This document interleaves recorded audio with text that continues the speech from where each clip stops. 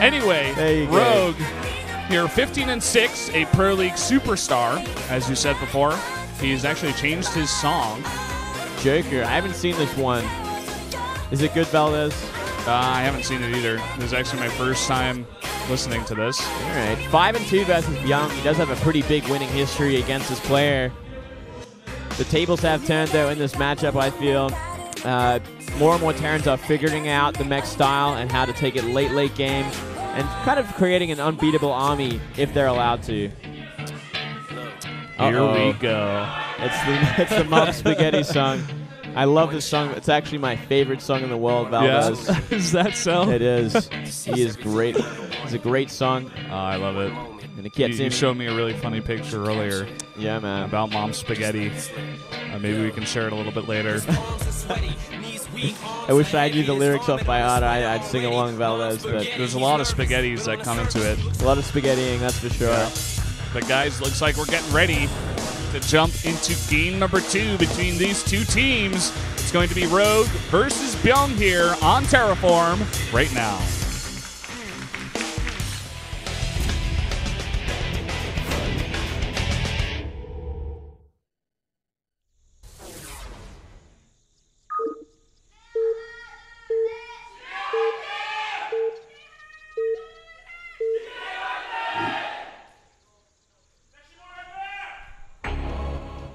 Down here in the bottom right, it is Rogue.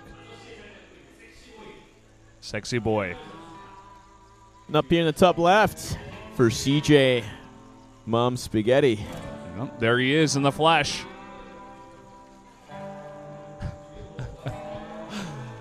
All right, well, now, Terraform, Valdez. We've seen a lot of Terrans going mech recently on this map. Yeah, Terran form.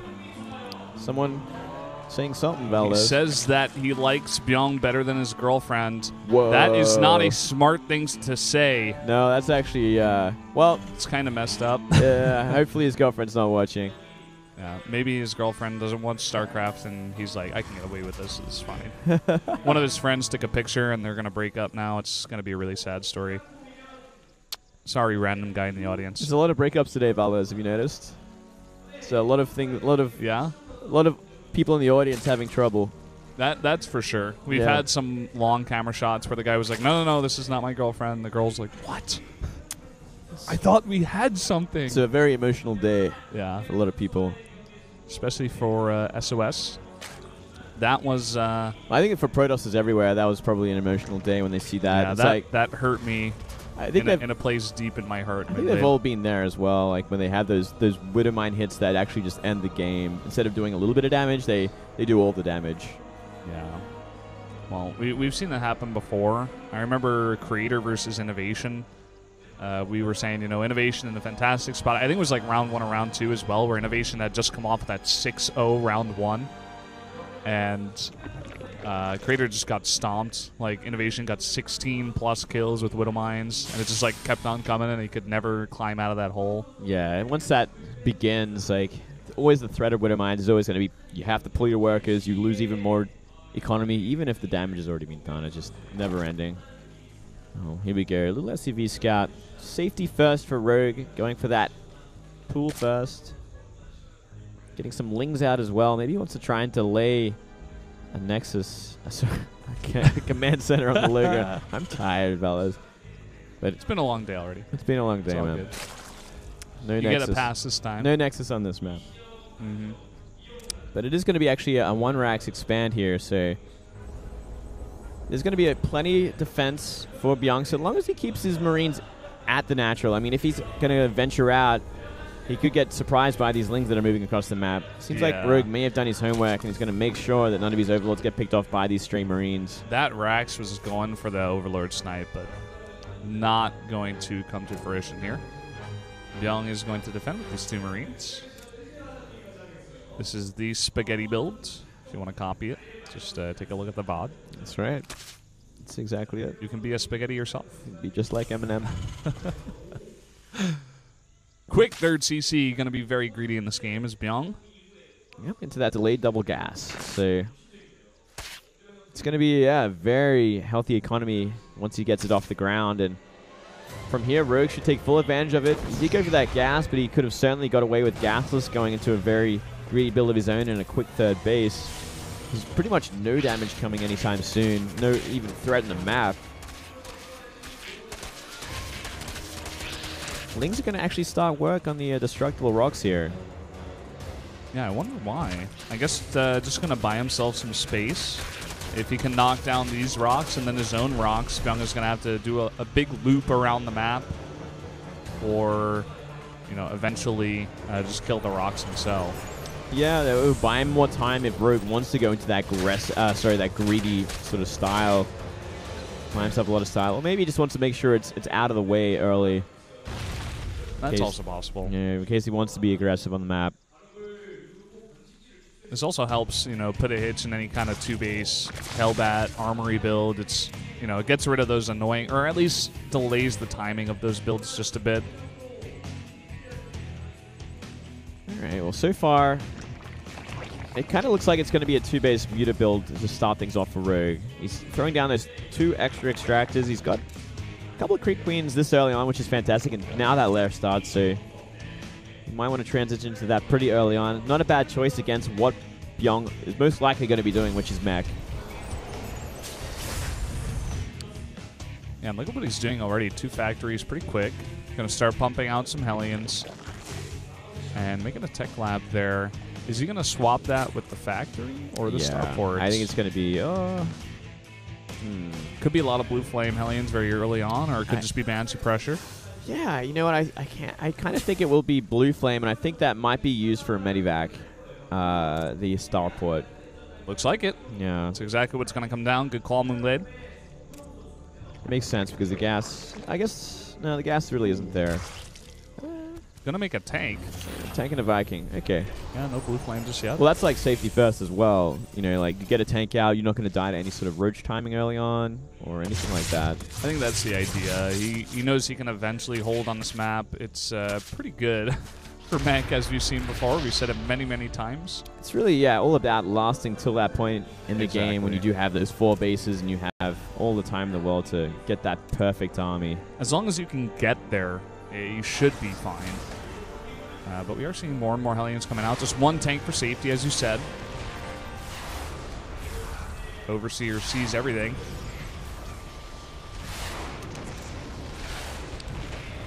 Not dealing with that changeling either. So he's going to get a scat off the kind of composition, how many Hellions are coming out as well. Which I guess will give Rogue a little bit more peace of mind.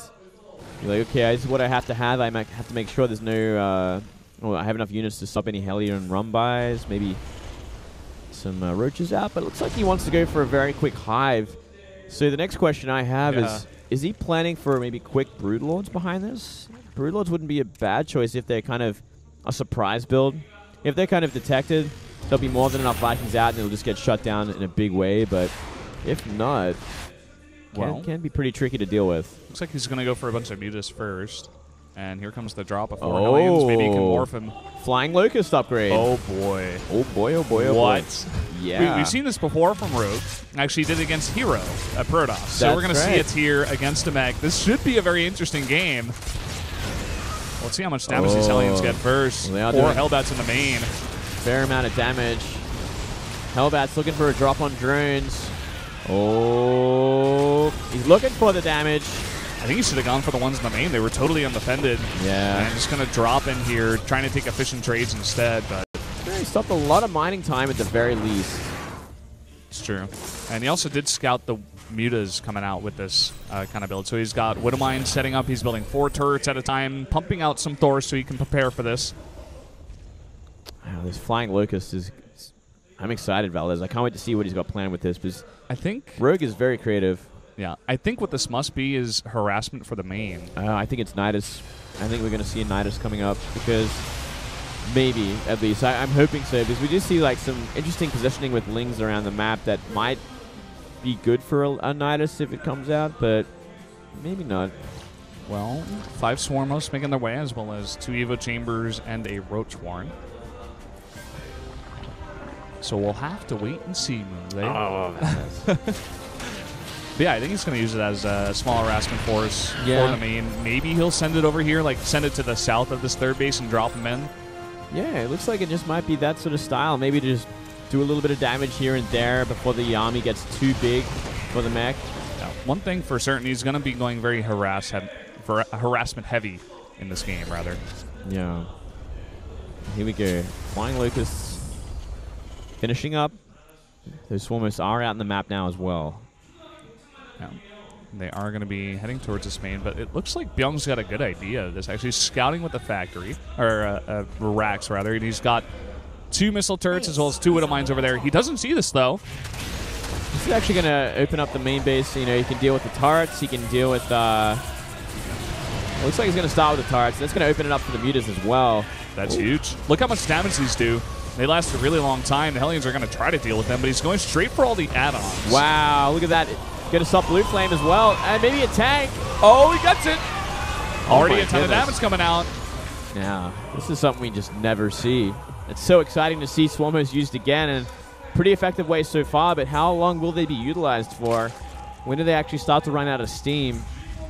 Well, he definitely needs to get up a lot of turrets over here so he can deal with the Locusts as they're coming in, but at the same time, I think... I don't know. I just want to see this play out. So far, they've been doing a lot of damage, but it does seem like Bbyong has dealt with this before, at least, and he's starting to set up now. Yeah, I do like the Widow Mines as well. Yeah. It's going to kind of shut down. I mean, look at that. He didn't even do that much damage to 1 turret, so... The scary thing about Swarmers as well is the fact that they take so long to recharge those Locusts. Once the wave is done, you have all the freedom of you have a lot of time to work against them, so you can never really mass them like you used to. And they kind of are dead supply after they've used those Locusts for a little while at least. Maxed out now is Rogue though, so maybe looking for something here. Oh, finding tanks. 1 free tank, 1 being brought down very, very low. Another wave of these flying Locusts are going to come in here. The Muta's going to try to tank for them. Get those Locusts down, and he's targeting down all these missile turrets first. Losing a bunch of Mutas as he does this. And, oh, he's drawing the army out of position. He's going to get 2 tanks here, basically for free. Wow, really out of position, actually. He's actually working on this planetary before it's finished up. I think he might be able to kill it.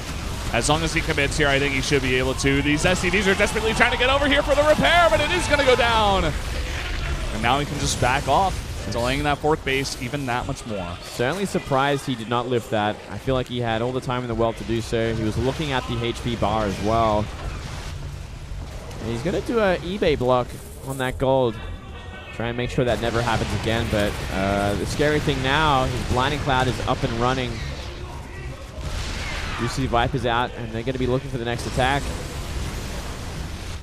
Yeah, I love the style we're seeing on a Rogue here. It's just so different, something we really just never see, at least with the Flying Locust and the Muta Harass. We'll see how this follow-up will come into effect. Will he try to drop in Locusts into the main as he attacks to try to just attack from 2 sides, or do you think he'll use those Locusts in the fight?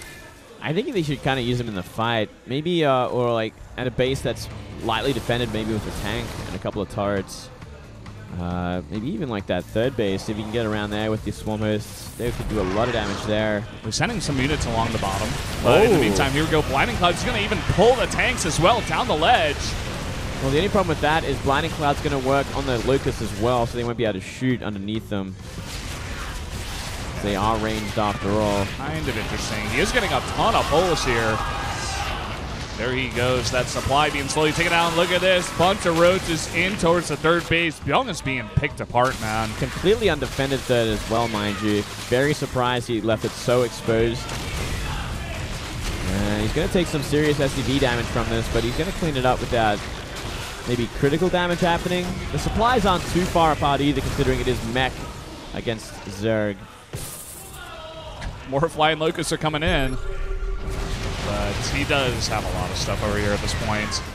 Lots of Hellbats and even a tank in position. But I mean, they still do a bunch of damage. Yeah, it's still whittling away at their defenses. I guess over time it's going to be cost efficient. Still a pretty impressive bank for Rogue as well. Yeah, I mean, with the amount of aggression that Rogue is putting on, he's bought himself so much time to get up 5 bases super easily. It still doesn't take away from that 4th base that Bbyong has, and how he's just sitting back here on this very passive mech style, and how he'll eventually be able to max out, and how those Swarm hosts are probably not going to help out too much in the eventual big, straight-up fight. Yeah, it's going to be a problem when it gets to it, right? That's what you would assume, but let's see what Rogue has prepared, at least. Bunch of pulls once again. He's actually being very effective with these abducts. Did he kill his own Swarm host? What happened there? All the Swarm hosts went down, and they weren't in range of tanks, I don't believe.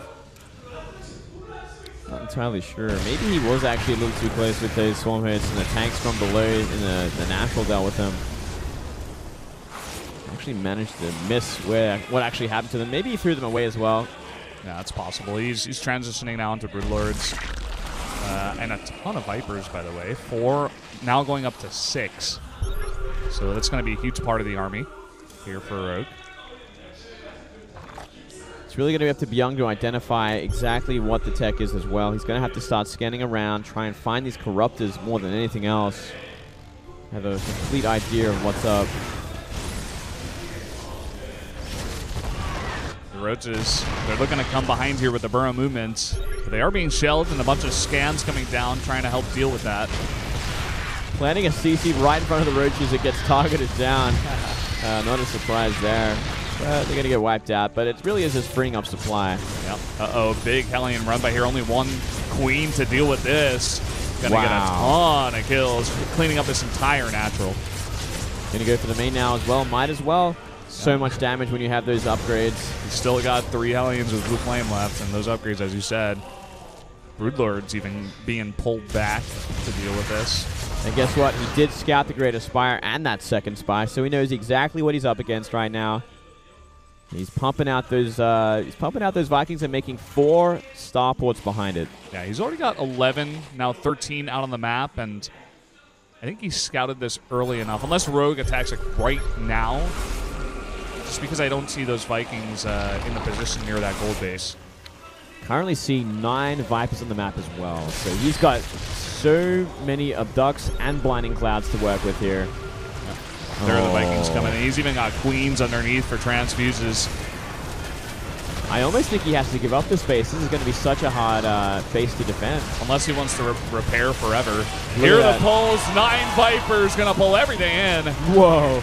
They just got annihilated. And that, like, almost half the Viking count in a second. The power of 9 Vipers. Well, now 8. We'll see if a bunch of the Vikings that are being, prepared here by Bbyong will be enough eventually. He's trying to scan and get a good idea of exactly maybe what angle he can come from. He's trying to go around this army, it seems. But not a bad choice against Broodlords. They are such a slow army, even slower than the mech army. These Vikings have to be so careful where they are. Yeah. Now this would be the time they probably commit to attacking Broodlords while everything's kind of out of place. Yeah, Rogue is pulling everything back. This counterattack is going to be pretty nice as long as he doesn't lose everything. He should be able to clean up this mining base, getting some tanks into position. Also shelling out that gold base. Should be able to effectively clean up 2 bases with this move. That's a pretty big move, removing some of the gas income. The bank isn't too big for Rogue right now. It's very similar to Bbyong's. Bbyong is still working on maxing out at this point. Making more and more Vikings. Now going to Raven, so he wants to make sure he's in complete control of the sky. Seeking Missiles will help out a lot against Broodlords. And these Vikings looking for that Ultra, just like in the intro. Probably won't work out just the same as well, even with this many. It's just never a good thing. Well, Rogue once again looking to shell that gold base, I believe. Getting his units back into position after defending against that attack from Bbyong. Sucking at that evolution chamber. Getting that energy back. More engineering bays being made for a wall, so he can hope to defend against this. Currently sitting at 16 Vikings, so he's got a pretty healthy number, but it's all about avoiding the abducts. And, well, okay. We're down to 9. So they got halved in a second. Literally, the Vikings can't even get close enough because they can do one shot, maybe take out one Broodlord, but then that happens. You know, half of them get chunked down, and they're not going to be able to one-shot a Broodlord after that. More pulls coming in. Gonna get 2, it looks like this time. That was for a Viper, so that's a bit of a better trade here. Now this guy goes down looking for another one. Oh, they're going to Seeker Missiles. That Broodlord looking to split. Nice splits. Yep. And more and more transfuses coming down. And a nice chunk of Hydras underneath that. Bbyong going to do the same thing once again. He's going to go around this army. He's not going to fight it straight up. Only going to try to deal with it with his air army. Getting some nice hits on that one Broodlord. Takes one out. But at the same time, Rogue's got a pretty nice bank. Yeah, he can make up for it in a big way. He'll just simply change his tech now.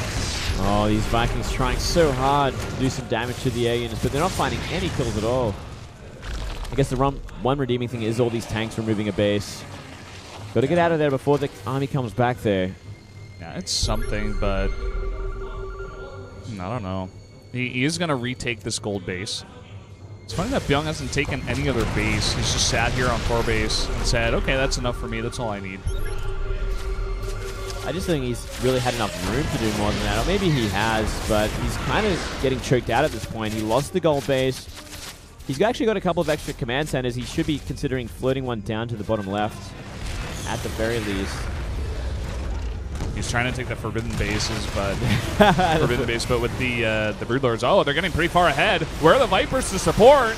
He's going to have to transfuse to try to keep them alive, and he does, but scary situation for Rogue. He can't really be losing those right now. 5 more Broodlords join that army as well, so even a scary account. Yeah, so maybe he can't afford to lose it. Yeah, he kind of afford it right now. All these Vipers trying to get their energy back, destroying Evolution Chambers left, right, and center. Yeah.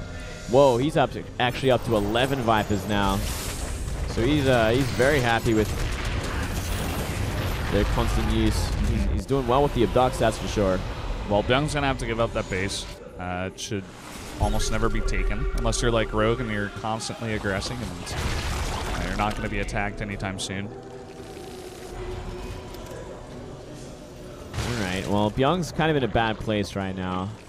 The army is so huge for Rogue. And Bbyong's still trying to get off the ground with his army coming in, trying to max out, find an answer for this massive Viper composition. Yeah, now he's going to try to repair this planetary, but there's not even that many minerals and gas there, and Rogue's got this totally sieged down. I don't think Bbyong's taking that base unless he can somehow fight the army of Rogue once again. I really like this this composition that we are seeing from Rogue as well. It's so hard to deal with at this point. I don't think there's any kind of answer that he has. Oh, and the Viper's coming through, getting a nice position, 2 free tanks, and more stuff being picked out of the sky. Oh, big Seeker missiles there. Yeah, some Seeker missiles are going to land, and now the Broodlords are going to be pushed back. The Viper's kind of running out of energy, and still a decently scary army here from Bbyong. This is actually a terrifying army. We are seeing a remax of Ultras. 13 Ultras. 13 Ultras. But look at that, Valdez. In a second, it can change momentum. And it was all about those Seeker missiles. They completely put the army out of position, and if they weren't out of position, they were taking maximum damage. The question here now, though, is Bbyong going to have enough to stop this? You know, the big switch into Ultras. Well, that is the question, and something that Bbyong actually has to be incredibly careful of at this point, because no doubt he would be expecting a huge remax at some point of a unit that's going to try and deal with this composition, and what better than to deal with it with massive amounts of Ultras. Look at this, pulling back very smartly so. But he's still on the run, and there's a lot of creep over here. These Ultras are really fast, and the Vipers are on the chase once again. Oh, man. Seeker missiles will land, but he's picking off unit after unit. Oh, he got rid of a bunch, but still, is there actually going to be enough left over? I don't know. Well, the Vikings are going to deal with everything in the sky. Not really at all. That army got shredded. Look how many Ultras that is. That's a obscene amount of Ultras, but not much support, and a nice spread here of tanks. Oh, actually, yeah. Look at those tanks at the back. Doing so much damage.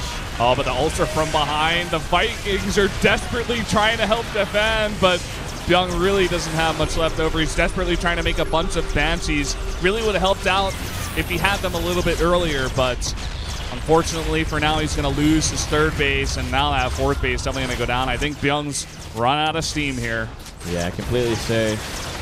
Yeah, that bank is doing so much work for Rig. And great competition to switch there.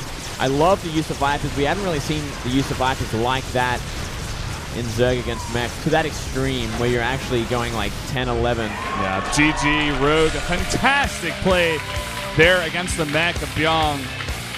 Looking so dominant. You Moonglade yourself were even saying at one point that you weren't sure how Bbyong would ever deal with that composition of the Zerg. Something we usually see being said in the opposite situation about the Mech. Yeah, I guess he just really needed those Ravens a lot earlier to try and zone out most of the army and stop the army from just absorbing all these abducts and destroying them instantly. We saw so many Vikings go down in a second from like all the abducts.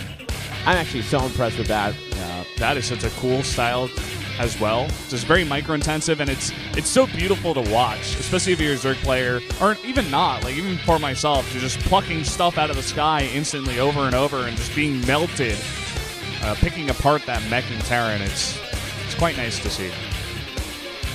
Bbyong not looking too happy. I want to ask you, Moonglade, what do you think about the Flying Locust? Worth it or not? I'm going to say no. I'm going to say they didn't really do enough damage. It was a cool idea. I guess it's something to kind of whittle apart the army a little bit or whittle down the base if they can. I guess they got rid of a couple of add-ons, which is cool. Kind of important to slow those things down, but the interval things, they got dealt with pretty quickly. Yeah. Well, what do you think about them buying a lot of time for him to get up all his bases? Because behind those Locusts, behind the Swarmos, he was able to get up 5 bases. Like, he took the Forbidden base and the base to the top right. Bbyong was just busy dealing, like, making a bunch of turrets, getting tanks back there, Widow Mines and stuff to deal with it. Yeah, you're right. I mean, it did buy him a lot of time, but it is a pretty expensive investment, too. That is true. Guys, we're going to take a quick 3-minute break. We'll be right back.